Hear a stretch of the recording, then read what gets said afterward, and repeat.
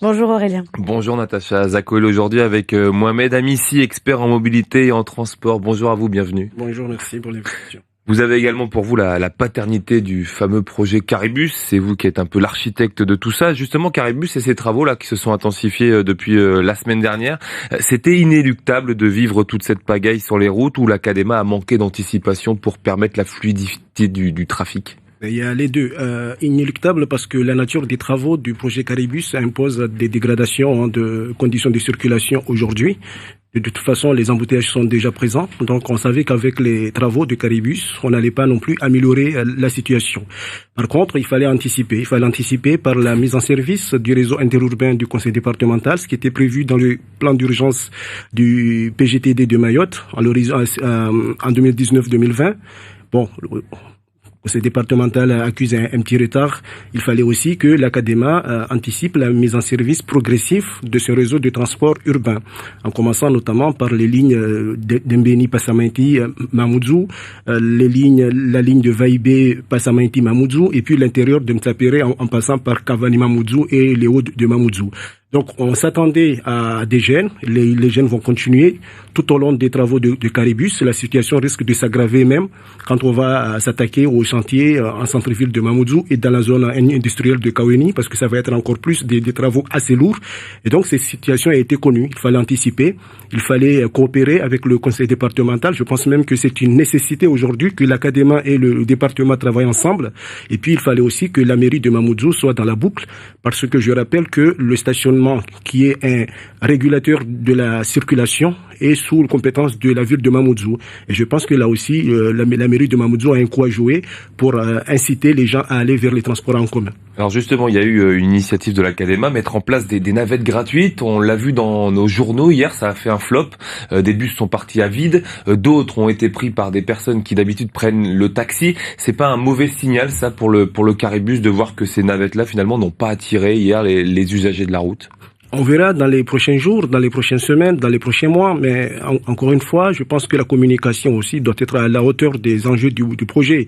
Il me semble que le communiqué concernant la mise en service et notamment les horaires et les arrêts est arrivé tardivement, dimanche soir. Me semble-t-il. Après le match de foot. Voilà. Probablement que beaucoup ne sont pas convaincus ou n'ont pas envie, mais une chose est sûre, le changement de comportement, inciter les gens à laisser leur véhicule pour aller vers les transports en commun, c'est un chantier également, c'est un changement, c'est un véritable projet aussi. Il faut créer les conditions, il faut travailler sur la communication, le marketing, essayer de comprendre les motifs de déplacement de ces personnes qui viennent à l'extérieur de l'Académa, d'où viennent-ils, où ils vont, même si on a une idée, mais quels sont leurs besoins, leurs attentes, leurs demandes, avant même de mettre en service des navettes, parce que les navettes doivent répondre à une fonction, une fonction, et cette fonction aujourd'hui, à mon sens, n'est pas suffisamment maîtrisée au sein de l'Académa, dans la mesure où on sait que des études menées récemment par l'ADL et le département montrent que les Mahorais se déplacent de plus en plus, et pas que pour des déplacements domicile-travail. Il y en a qui se déplacent pour autre chose. Justement, comment on fait pour permettre aux usagers de la route d'arrêter de prendre la voiture, qui est bien plus qu'un moyen de transport ici à Mayotte? On entendait Bruno là dans son actualité régionale qui disait que aux Maldives, à Malé, on faisait tout pour éviter que les gens viennent avec leur voiture dans la capitale des Maldives. Comment on fait nous ici désormais à Mayotte pour éviter justement que les gens prennent la voiture? Il faut du courage et une volonté politique. J'ai dit du courage parce que je viens de le dire à l'instant. L'arme que détient la mairie de Mamoudzou aujourd'hui pour inciter les gens à aller vers les transports en commun, c'est le stationnement. Il faut réduire l'offre de stationnement en centre-ville et également dans Kaweni. Je sais que beaucoup ne seront pas d'accord, mais c'est la stratégie. Il faut inciter les gens à y aller. Donc l'offre de stationnement doit être réduite, récupérer cet espace pour la dédier aux autres usages. Je pense notamment aux piétons, je pense notamment aux vélos et aux personnes à mobilité réduite. Et parallèlement, construire et mutualiser des parkings de stationnement à Mamoudzou et à Kaweni. Il y a du foncier, peut-être privé, mais on peut louer le foncier et le réglementer. Le réglementer comme des vrais parkings. Il faut bannir la voiture Il faut bannir, mais stratégiquement, il faut que les transports en commun soient également performants. Il y a la ligne 1 de Caribus qui est un bus à haut niveau de service, d'où ces travaux qui sont réalisés actuellement. Je pense également que le département, là aussi, peut mener une stratégie de réalisation des voies dédiées à ces autocars depuis le nord et le sud vers le centre de Mamoudzou. Donc, à mon avis, il faut qu'il y ait une vision globale de dire aux gens, prenez les transports en commun, ils sont plus performants, plus rapides que votre véhicule. Mais là aussi, il faut agir à la fois. Il y a la politique, mais il y a aussi des aménagements qu'il faut réaliser dans les meilleurs délais. C'est une sacrée mission au vu de l'importance de la voiture aujourd'hui à Mayotte. Absolument, mais il y a que près de 29% des ménages qui sont véhiculés à Mayotte. Vous voyez bien que Mamoudzou, à partir de 20 heures, c'est quasiment vide. C'est surtout aux heures de pointe. Dans la journée. Où c'est saturé. Voilà, où c'est saturé. Donc, on sait très bien d'où viennent les gens. On sait même quelles sont les communes qui possèdent plus de véhicules à Mayotte. C'est notamment le sud et le centre vers Sada, en partant vers Nzangamouji. Donc là, on peut agir.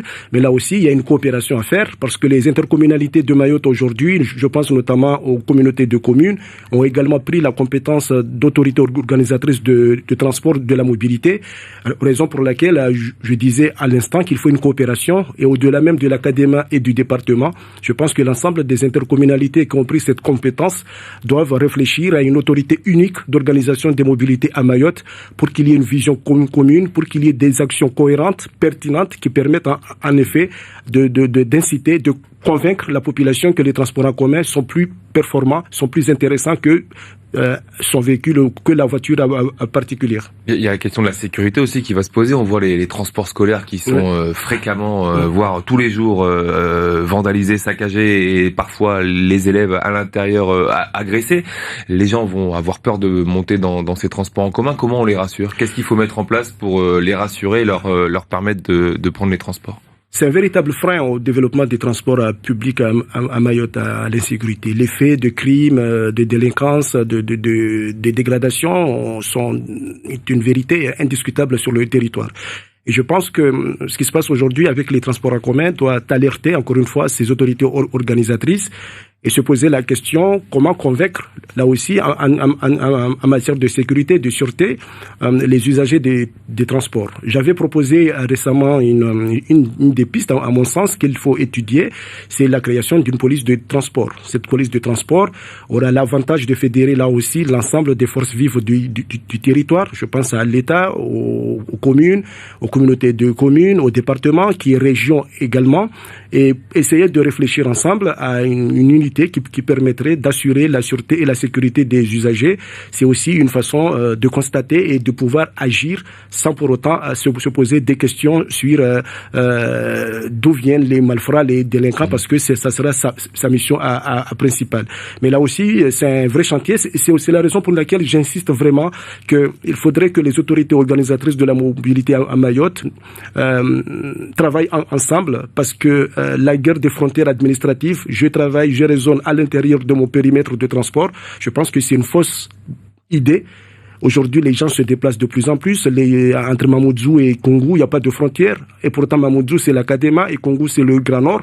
Comment travailler ensemble pour permettre au déplacement de ces deux agglomérations sans pour autant qu'il y ait des freins, et notamment la sécurité, la bioéthique, le changement de transport, l'information voyageur. Donc, il y a tellement d'enjeux. Mais cette coopération ne s'instaure pas. Oui, cette coopération ne s'instaure pas. C'est dialogue politique, c'est des consensus, des compromis qu'il faut faire, et c'est maintenant qu'il faut les travailler. Et on le voit, c'est rarement évident, rarement, ça arrive rarement, ces consensus politiques. Aujourd'hui, il y a souvent des guerres internes entre les uns et les autres, et on arrive à des blocages. Comment on permet à tout le monde de jouer le jeu et d'être main dans la main pour permettre à chacun de prendre ses transports? C'est une prise de conscience, et puis c'est aussi une façon de rationaliser la dépense publique. Je pense que de toutes les façons, aujourd'hui, on le sait tous, l'État n'a n'a plus de sous.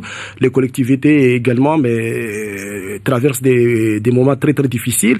Donc il faut mutualiser, il faut optimiser, il faut travailler ensemble. De toutes les façons, l'évolution va dans ce sens.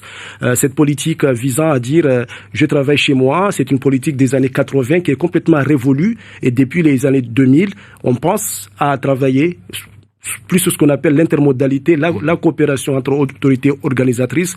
À La Réunion, ils l'ont mis en place, mais tardivement, ils ont du mal à appliquer ou à tenir leurs engagements. À Martinique, ça fonctionne, mais là aussi, il y a des manquements.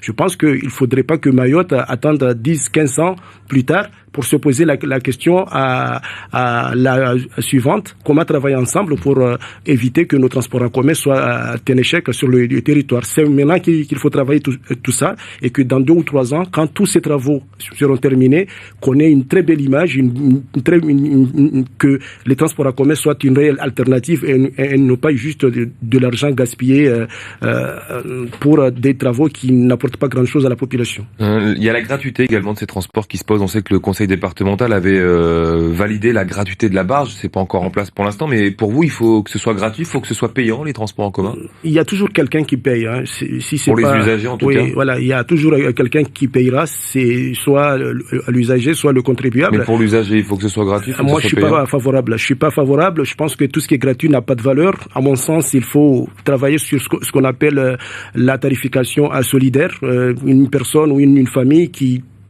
gagne moins ou qui a des revenus assez bas, mais doivent contribuer quand même. Si c'est 1 euro, 2 euros ou 3 euros, mais la gratuité, selon moi, c'est à mon sens, hein, ça reste une mauvaise politique parce que on dégrade un peu l'image et on dévalorise le système. Je pense là aussi que cette coopération peut permettre aussi de revoir un peu la tarification et de s'assurer. Je prends un exemple. Tu pars vous partez de Kani pour venir à Mamoudzou, vous pouvez utiliser 1,50 € sur tout le long de votre trajet parce qu'il y a une coopération, on travaille ensemble et donc on a un modèle économique suffisamment étudié, analysé qui permet d'anticiper le déficit du réseau. Mais je pense que la gratuité en soi n'est pas une très bonne chose. De toutes les façons, il y a le modèle économique de transport, c'est les entreprises de plus de 11 salariés dont leur siège se trouve sur le territoire de l'Académie par exemple, contribuent au financement des transports publics. Et puis il y a le budget de la collectivité et puis c'est les recettes commerciales, donc les usagers. Si vous retirez les usagers, il vous reste le budget et la participation des entreprises. Il y a un risque que les impôts augmentent pour pouvoir compenser le manquement ou les manquements de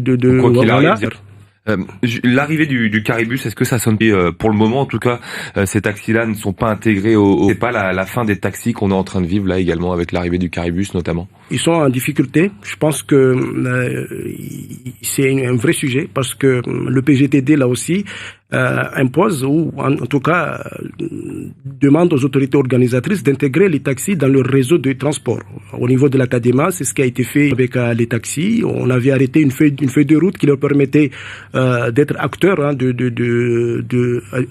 transport public urbain. Il y a pas où est-ce qu'on en est aujourd'hui sur ce sujet-là. Transport urbain, interurbain, c'est quasiment la fin des taxis à Mayotte. Je ne vois pas comment ils peuvent s'en sortir.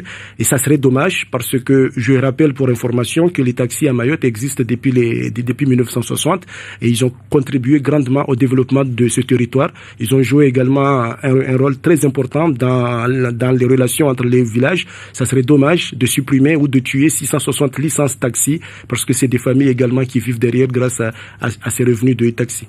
Il nous reste un peu plus d'1 minute, là, juste une série de questions en rafale. Réaliste, utopiste, des projets qu'on entend, le train bleu pour vous, réaliste, utopiste? Dans 40 ans peut-être.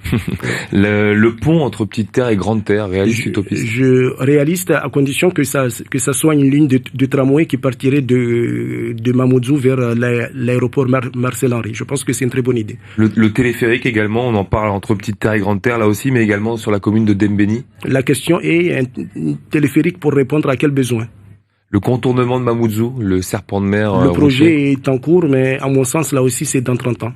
Et enfin, les barges, la multiplication des quais maritimes et des barges entre, notamment, on parlait de Dembéni, on parlait de Longoni pour des débarques de barges. Réaliste, utopiste, ce projet-là? C'est une très bonne idée qu'il faut terminer assez rapidement ces projets-là. Et enfin, il y a des petits terriens qui se plaignent, eux, des quais qui sont beaucoup trop petits aujourd'hui, qui sont devenus inadaptés pour prendre la barge. On pense notamment pour les voitures, on voit des fils énormes sur le boulevard des Crabes quand il s'agit de prendre la barge. Là aussi, il faut mettre en œuvre des travaux pour aménager ces quais là-bas. Il y a des travaux qui sont prévus par le conseil départemental dans un délai très très proche, mais je pense que de toutes les façons, là aussi, la question de la place de la voiture en petit terme se pose, parce que de toute façon, le territoire ne peut pas non plus accueillir près de 20 000 véhicules par jour.